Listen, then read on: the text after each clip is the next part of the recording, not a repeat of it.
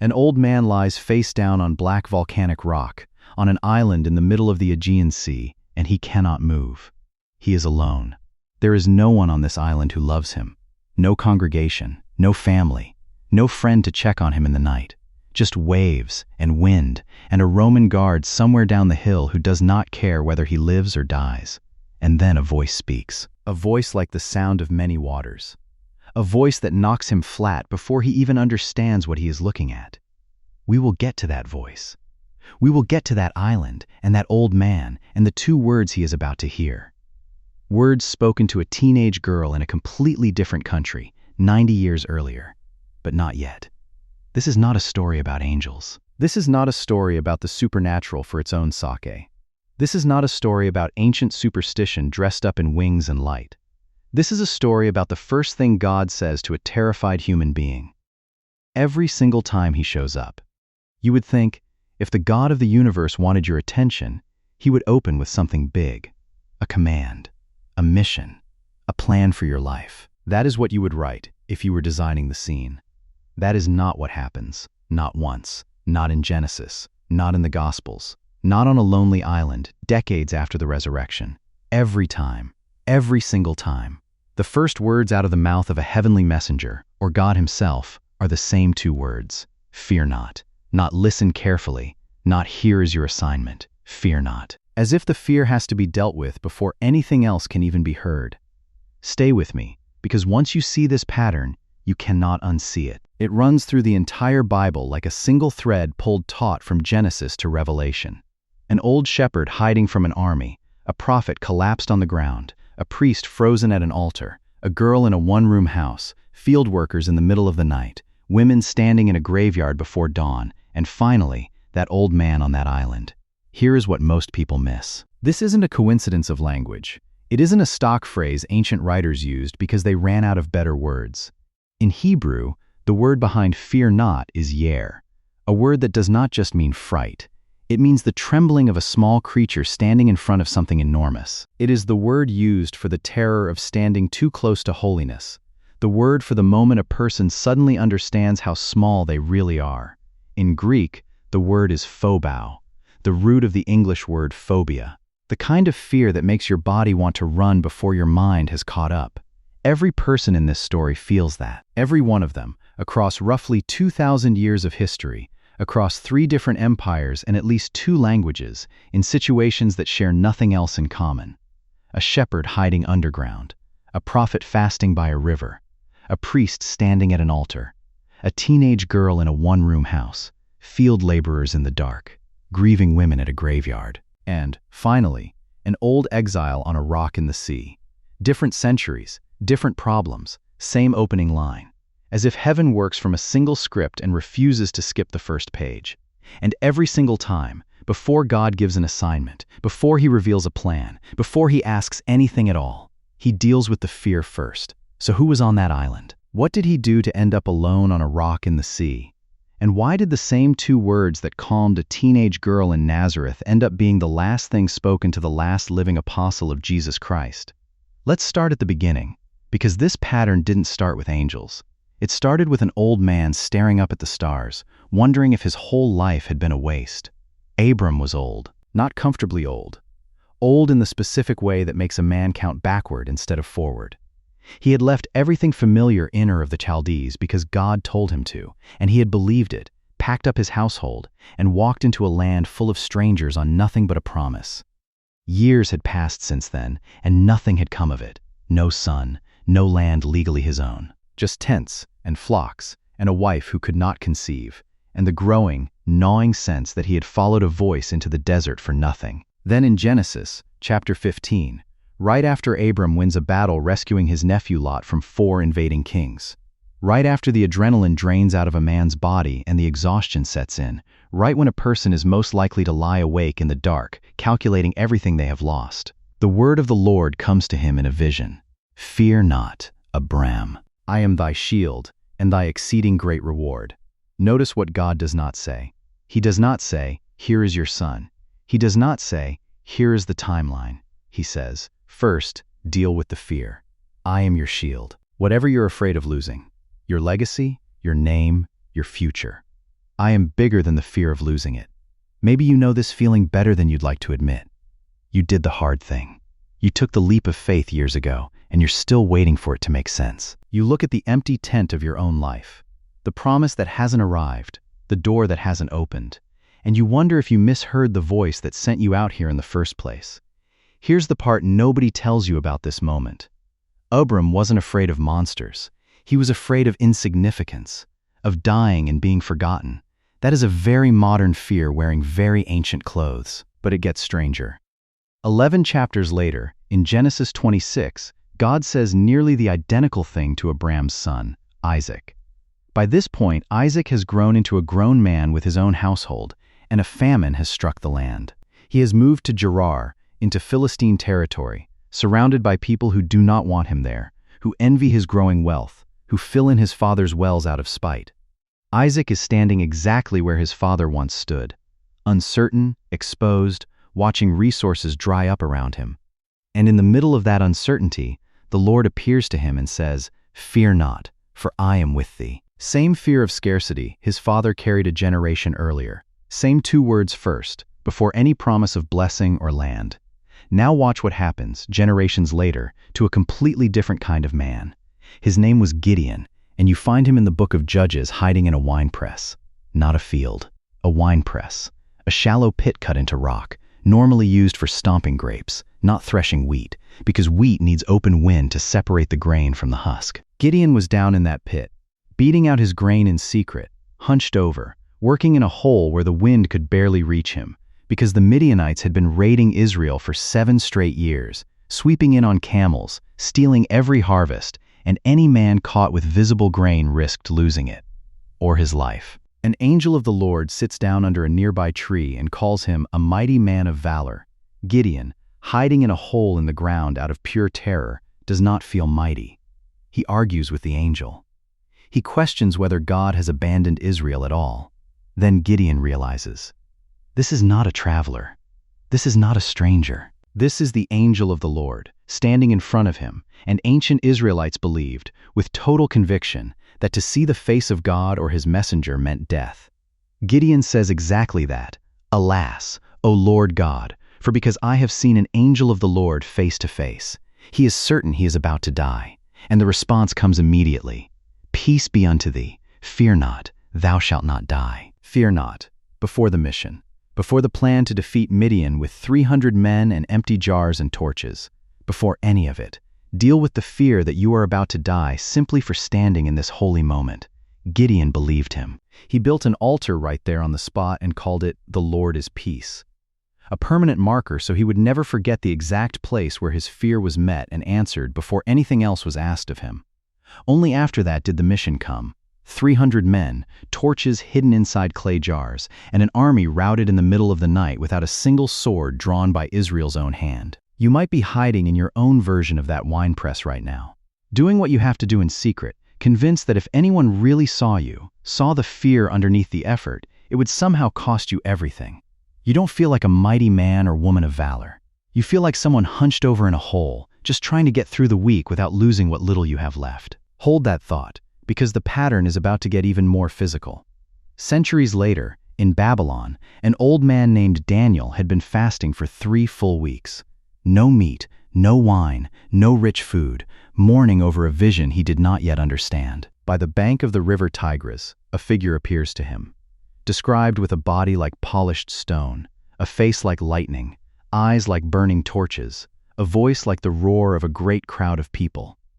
The men standing near Daniel do not even see the vision, yet they feel something, and they run and hide, leaving Daniel alone with it. His strength leaves his body entirely.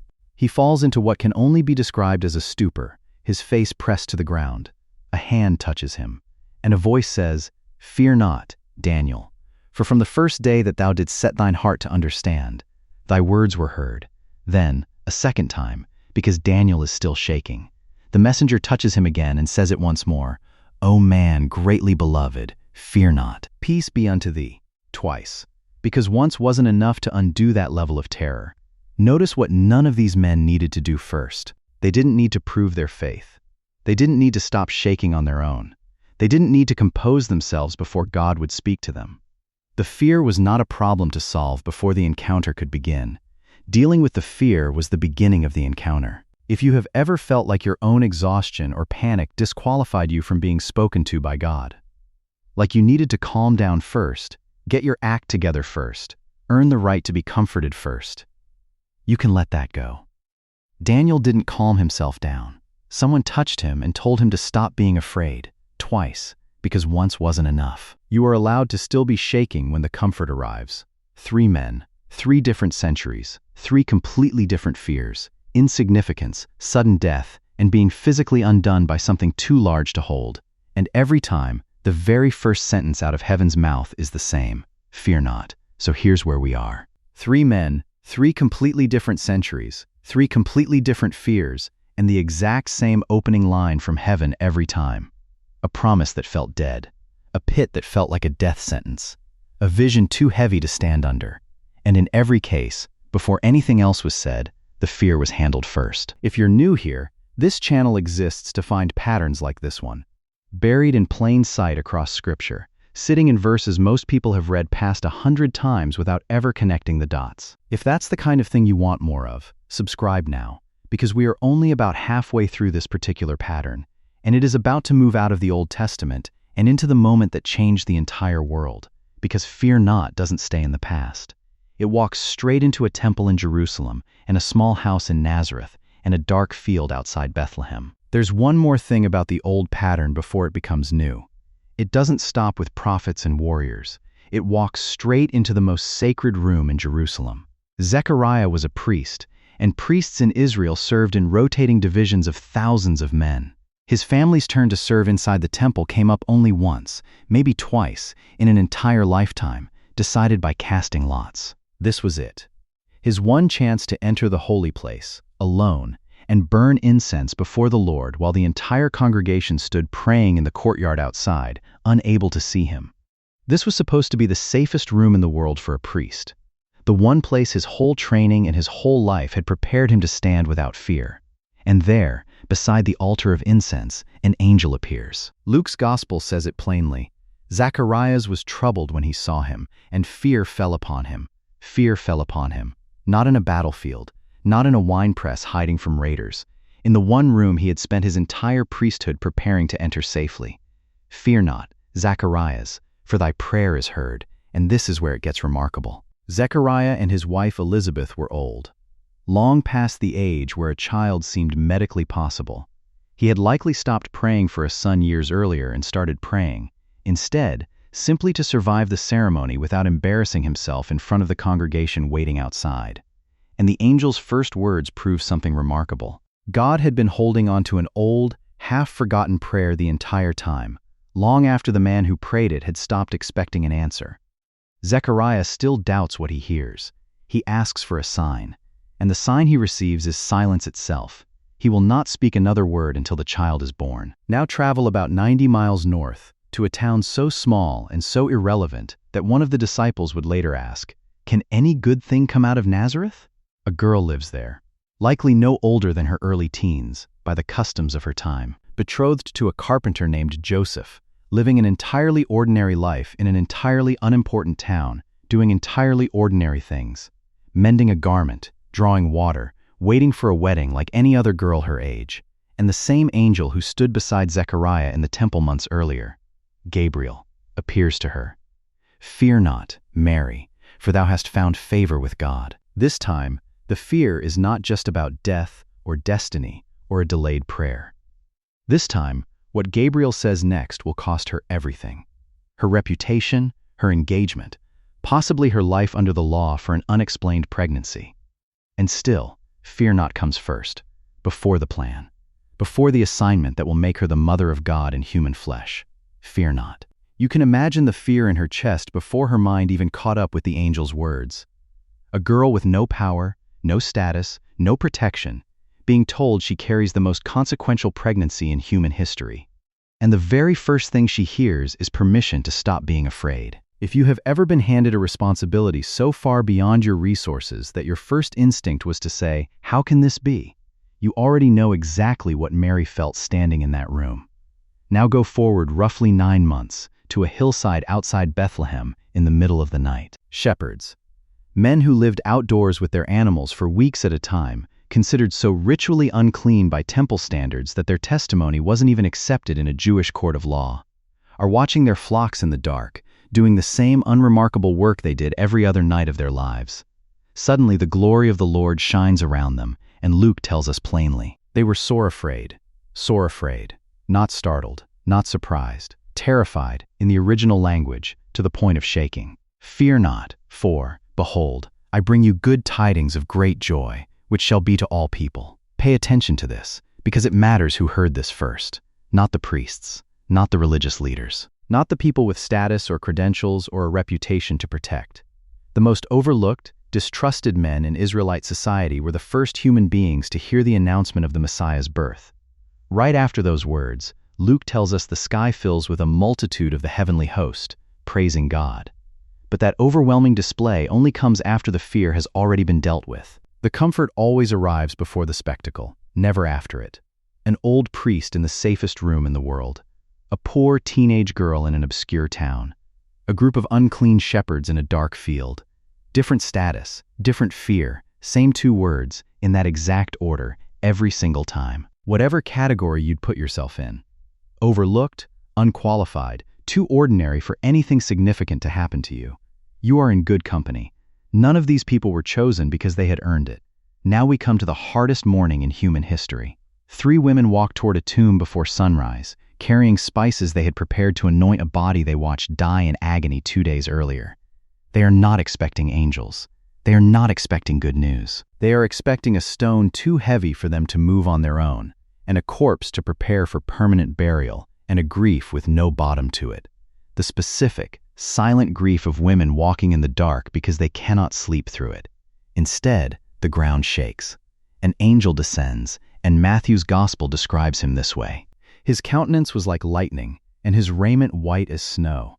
The Roman soldiers guarding the tomb, trained men, armed men, shake so violently that they collapse and become, in the text's own words, as dead men. And to the women, terrified, grieving, standing in a graveyard in the dark, the angel says it again. Fear not ye, for I know that ye seek Jesus. This is the same 2 words that opened this entire pattern. But now they don't just calm a fear. They announce a resurrection.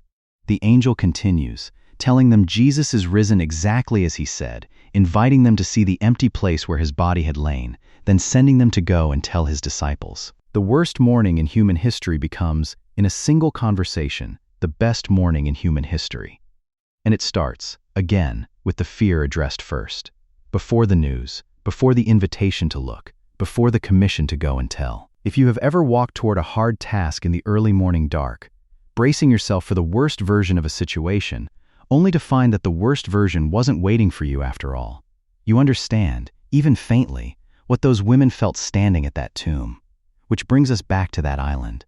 The old man's name was John. Decades after that resurrection morning, after a lifetime spent building churches and burying friends and watching almost every other apostle die for their faith, John himself was arrested and exiled, banished to the island of Patmos, alone, cut off from every congregation he had spent his life shepherding, with no guarantee he would ever see another familiar face again. The early church historian Eusebius records this exile as a real, documented event under the Roman Emperor Domitian, not a legend passed down for effect. A small, isolated island in the Aegean Sea, used by Rome specifically because there was no way off it. And there, on that black volcanic rock, alone, an old man hears a voice behind him as of a trumpet, and turns to see a figure whose eyes are like flames of fire, whose feet are like burning brass, whose face shines like the sun at full strength. John falls at his feet, not gently. The text says he fell as dead, the exact same collapse Daniel experienced, the exact same paralysis that gripped the guards at the tomb, and the risen Christ. The same Jesus who once told frightened disciples, "Be of good cheer" in the middle of a storm, the same voice that told a bleeding woman and a grieving father not to be afraid, reaches down, lays his hand on John, and says, "Fear not, I am the first and the last." Here is the modern bridge. You know this feeling, even if you've never seen an angel and never will. It is the exact sensation of sitting in a hospital hallway, hands folded, waiting for a door to open, waiting for a doctor to walk back in with results you cannot control and cannot undo. Your whole body braces before your mind has even formed a coherent thought. Your chest tightens. Your hands go cold. You are not thinking clearly. You are just bracing. That bracing, that full-body dread with no name yet, is the same terror Abram felt staring at empty tents under a promise that seemed to have expired. The same terror that flattened Daniel by a riverbank after 3 weeks of fasting. The same terror that dropped trained Roman soldiers to the ground outside an empty tomb, grown men, armed men, shaking like children in the dark. It is the same terror that makes a person's knees give out before they even understand what they are looking at. And every single time, in the winepress, in the temple, in the graveyard, on that island, before the plan, before the mission, before the miracle, before a single other word, fear not comes first. So here's what this pattern actually tells you. This is not a story about a coincidence of ancient language. This is not a story about 10 isolated Bible verses that happen to sound alike. This is not a story about angels being polite before delivering hard news. This is a story about the character of God himself, a being who, every single time he enters a frightened person's life, refuses to speak a single other word until the fear has somewhere to go. 3 takeaways before we close. First, the truth. Across the entire span of Scripture, spanning roughly 2,000 years, from a childless nomad in the desert to the last living apostle exiled on a rock in the sea, God's first move toward a terrified human being is never correction. It is never even instruction. It is comfort, offered before anything is asked in return. Second, what it means for you. If you are waiting on a promise that feels dead, like Abram staring at a childless old age, if you are hiding in a pit, feeling forgotten by everyone including God, like Gideon beating out grain in secret, if you are exhausted by a weight too large to carry, like Daniel collapsed by a riverbank, if the one place that used to feel safe suddenly doesn't, like Zechariah standing at his own altar, if you've been asked to carry something you never chose, like Mary in a one-room house in Nazareth, if grief has you standing in the dark before dawn with no answers, like those women walking to a tomb, the same voice that spoke those 2 words to every one of them has not stopped speaking. It is not done with you. Third, and this is the one that should stay with you longest. The last recorded words the risen Jesus Christ speaks to a human being who falls down before him, terrified, alone, exiled, with absolutely nothing left, are not a rebuke for weakness. They are not even a command to be strong. They are an embrace, disguised as a sentence. Fear not. I am the first and the last. Which one of these 8 moments, the winepress, the temple, the manger fields, the empty tomb, or that island, hit you the hardest? Tell me below, because I read every comment. If this pattern moved you, there is another one running through Scripture just as deep. Every silence God ever kept, and what finally broke it.